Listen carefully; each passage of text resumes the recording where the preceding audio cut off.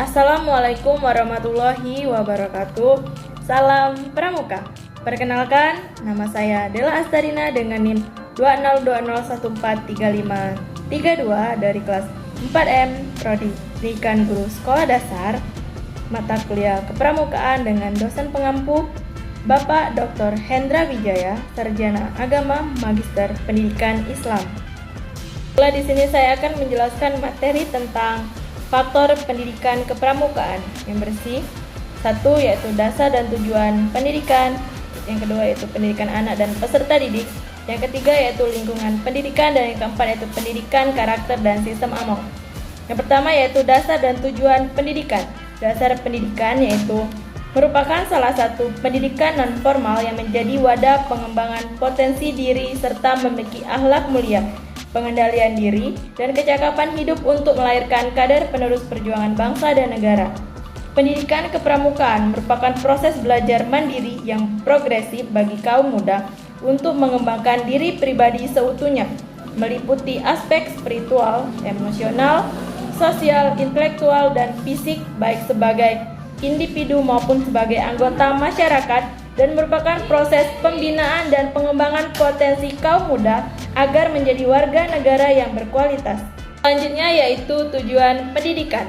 Tujuan pendidikan kepramukaan bagian yang tak terpisahkan untuk mewujudkan tujuan nasional seperti yang tercantum dalam pembukaan Undang-Undang Dasar tahun 1945, yaitu melindungi segenap bangsa Indonesia dan seluruh tumpah darah Indonesia, dan untuk memajukan kesejahteraan umum, mencerdaskan kehidupan bangsa, dan ikut melaksanakan ketertiban dunia yang berdasarkan kepada kemerdekaan, perdamaian abadi, dan keadilan sosial.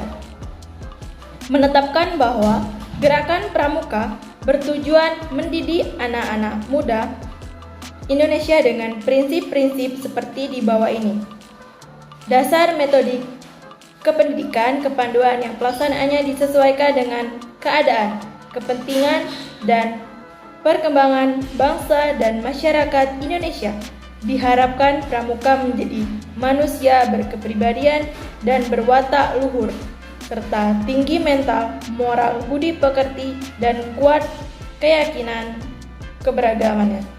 Tinggi kecerdasan dan keterampilannya, kuat dan sehat fisiknya. Selanjutnya yaitu pendidik anak atau peserta didik.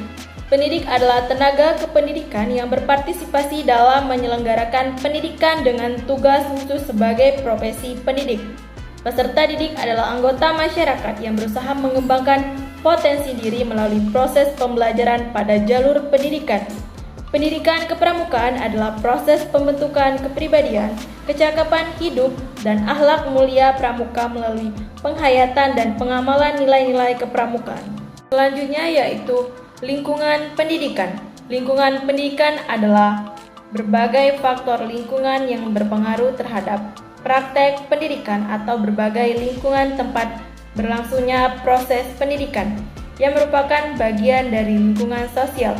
Dapat diartikan secara luas adalah suatu proses pembinaan dan pengembangan sepanjang hayat yang berkesinambungan atas kecakapan yang dimiliki peserta didik, baik dia sebagai pribadi maupun sebagai anggota masyarakat. Yang terakhir yaitu pendidik karakter dan sistem AMONG. Pendidikan karakter merupakan suatu usaha manusia secara sadar serta terencana bertujuan untuk mendidik dan memperdayakan setiap potensi peserta didik. Sistem AMONG merupakan gagasan otentik putra Indonesia yang digali dari kearifan lokal. Sistem AMONG Ki Hajar Dewantara merupakan metode yang sesuai untuk pendidikan karena merupakan metode pengajaran dan pendidikan yang berdasarkan pada ASI, ASA, dan ASU. Baiklah, mungkin itu saja penjelasan materi dari saya tentang faktor pendidikan kepramukaan. Lebih dan kurang saya mohon maaf, kepada Allah saya mohon ampun. Terima kasih atas perhatiannya. Saya akhiri. Wabillahi taufiq wal hidayah. Wassalamualaikum warahmatullahi wabarakatuh.